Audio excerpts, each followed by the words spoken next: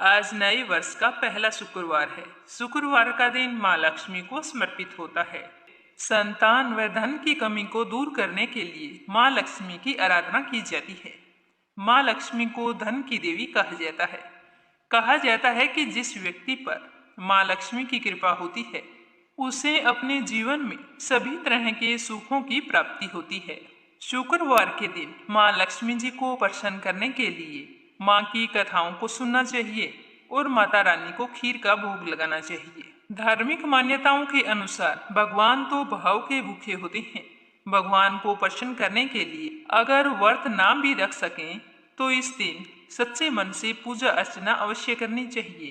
तो आज अपने सुनेंगे पहली कथा माता वैभव लक्ष्मी की। बोलिए वैभव लक्ष्मी माता की जय हो।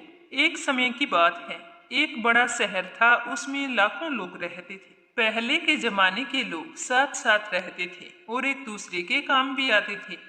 पर नए जमाने के लोगों का स्वरूप अलग सा है। वो सारे अपने अपने काम में मगन रहते हैं। किसी को किसी की परवाह नहीं होती। घर में भी सदस्यों को एक दूसरे की परवाह नहीं होती। भजन कीर्तन भक्ति भाव दया माया परोपकार जैसे संस्कार बहुत ही कम हो गए हैं। शहर में बुराइयां बढ़ गई थी। शराब जुआ रेस व्यभिचार चोरी डकैती आदि बहुत से अपराध उस शहर में होने लगे थे। कहावत है कि हजारों निराशा में एक आशा की किरण छिपी होती है। इसी तरह इतनी सारी बुराइयों के बावजूद भी शहर में कुछ अच्छे लोग भी रहते थे। ऐसे अच्छे लोगों में शीला और उसके पति की गृहस्थी मानी जाती थी। शीला धार्मिक प्रवृत्ति की संतोषी महिला थी। उसका पति भी विवेकी और सुशील था। शीला और उसका पति बड़े ही ईमानदारी से जीते थे। वे किसी की बुराई नहीं करते थे और प्रभु भजन में अच्छी तरह अपना समय व्यतीत करते थे। उनकी गृहस्थी पूरे नगर में आदर्श गृहस्थी मानी जाती थी। शहर के सारे लोग उनकी सराहना करते थे। शीला का जीवन इसी तरह खुशी खुशी चल रहा था। पर कहा जाता है कि कर्म की गति अटल है।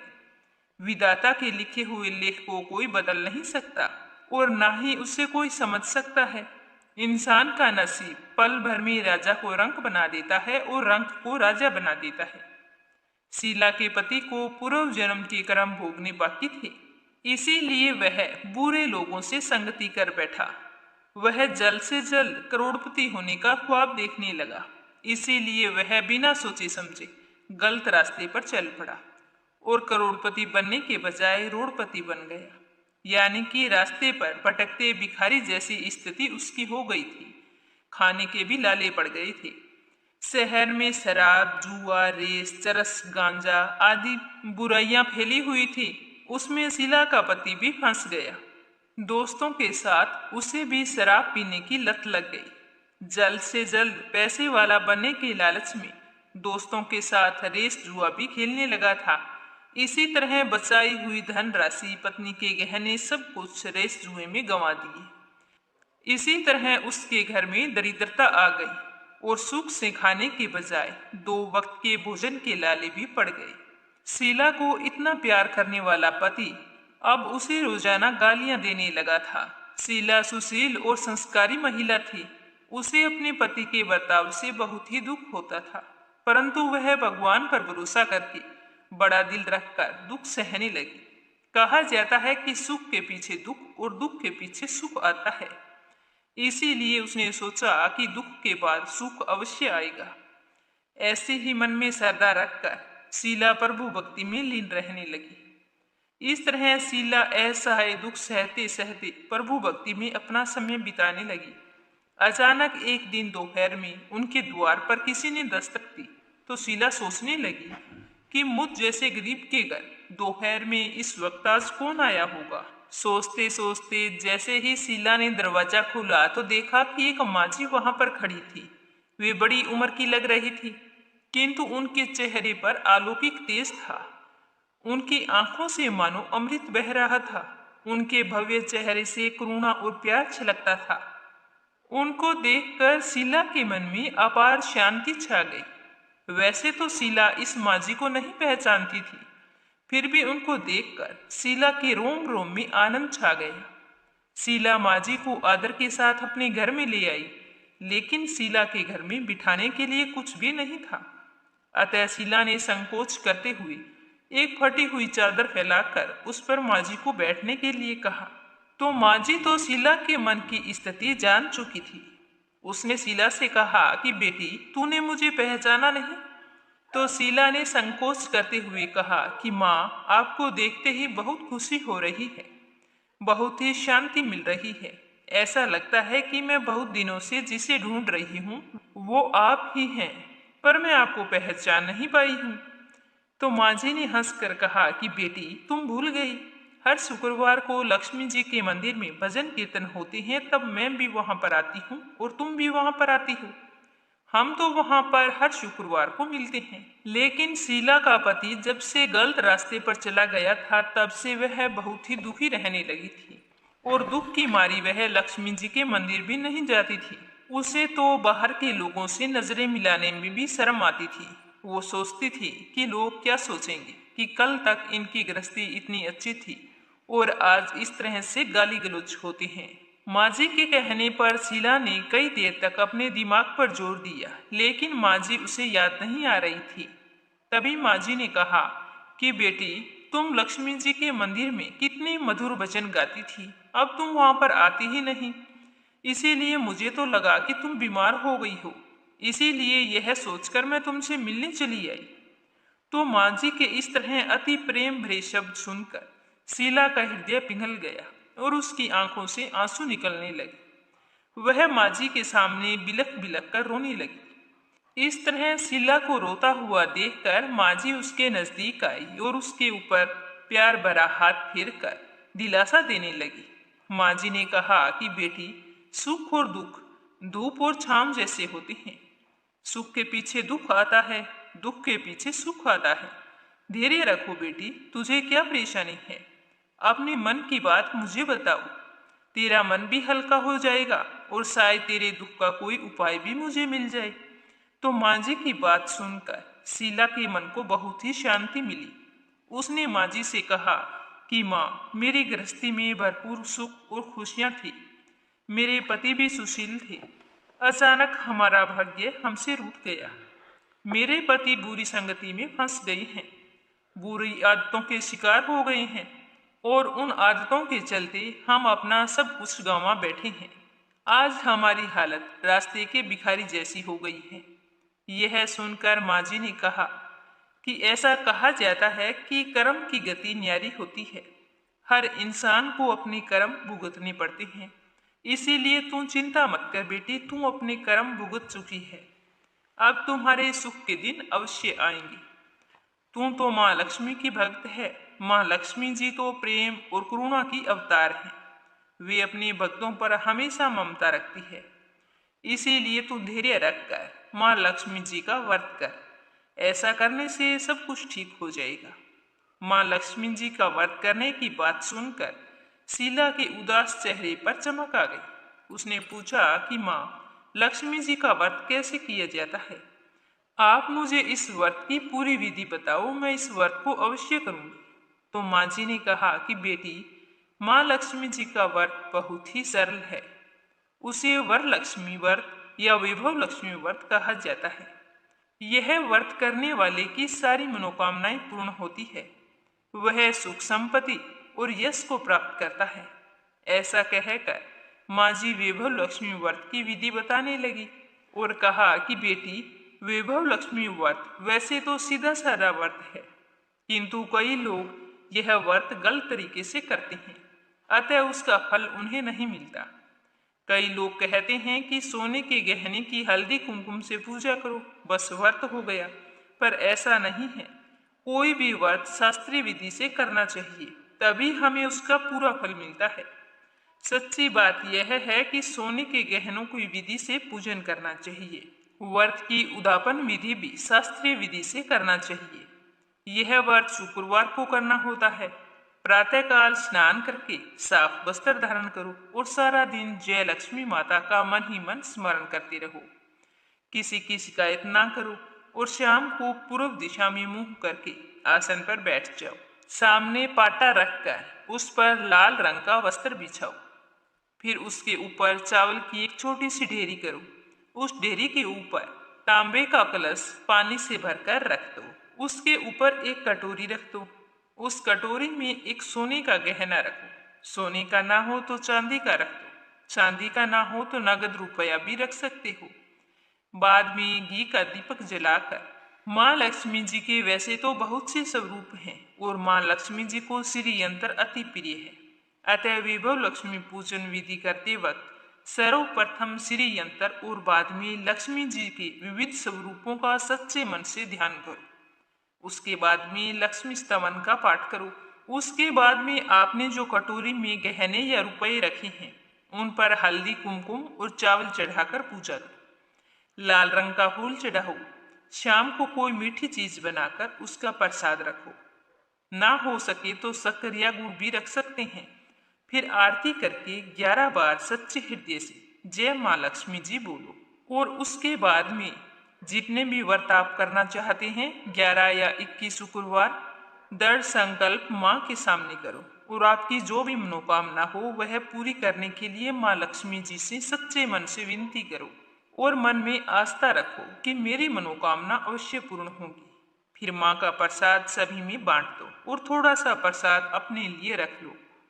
अगर आप में शक्ति हो तो सारा दिन उपवास रखो और सिर्फ प्रसाद खाकर शुक्रवार का व्रत करो। अगर इस तरह ना रख सकते हैं तो एक बार शाम को प्रसाद ग्रहण करते समय भोजन कर सकते हैं। अगर आप में बिल्कुल भी व्रत करने की हिम्मत ना हो तो 2 बार भोजन कर सकते हैं। पूजा अर्चना करने के बाद में कटोरी में गहने या रुपए जो कुछ भी आपने रखे हैं वो वहां से उठा लो और कलश का पानी तुलसी जी की क्यारी में डाल दो और चावल पक्षियों को डाल दो। इसी शास्त्रीय विधि से व्रत करने से उसका फल अवश्य प्राप्त होता है। इस व्रत के प्रभाव से सब प्रकार की विपत्ति दूर होकर आदमी माला माल हो जाता है। संतान ना हो तो संतान की प्राप्ति होती है। सौभाग्यवती स्त्री का सौभाग्य अखंड रहता है। कुंवारी लड़की को मन भावन पति मिलता है। तो यह सुनकर शीला बहुत ही आनंदित हुई और उसने पूछा कि माँ, आपने विभव लक्ष्मी व्रत की जो विधि बताई है वैसे मैं व्रत तो अवश्य करूंगी, किंतु मैं उसका उद्यापन कैसे करूंगी ये भी मुझे बताइए। तो माँ जी ने कहा कि 11 या 21 जितने भी तूने मन्नत मांगी है शुक्रवार का विभव लक्ष्मी व्रत पूरी श्रद्धा और भावना से करना है और व्रत के आखिरी शुक्रवार को खीर बनाओ। पूजन विधि हर शुक्रवार की तरह ही करनी है और पूजन विधि के बाद में एक श्रीफल फोड़ो और कम से कम 7 कुमारी या सौभाग्यशाली स्त्रियों को कुमकुम का तिलक करके विभव लक्ष्मी की एक एक पुस्तक उपहार में देनी चाहिए। सबको खीर का प्रसाद देना चाहिए। फिर धन लक्ष्मी स्वरूप, वैभव लक्ष्मी स्वरूप और माँ लक्ष्मी जी की छवि को प्रणाम करें। माँ लक्ष्मी जी का यह स्वरूप वैभव देने वाला है। प्रणाम करके मन ही मन भावुकता से माता की प्रार्थना करते हुए कहना चाहिए कि हे माँ धन लक्ष्मी, हे माँ वैभव लक्ष्मी, हे माँ लक्ष्मी, मैंने सच्चे हृदय से आपका व्रत पूर्ण किया है। हे माँ, आप हमारी मनोकामना पूर्ण कीजिए, हम सबका कल्याण कीजिए। जिसे संतान ना हो उसे संतान देना, सौभाग्यशाली स्त्री का सौभाग्य अखंड रखना, कुमारी लड़की को मन भावन पति देना। आपका यह चमत्कारी वैभव लक्ष्मी व्रत जो करे उसकी सारी विपत्ति दूर करना, सबको सुखी रखना। हे माँ, आपकी महिमा अपरंपार है।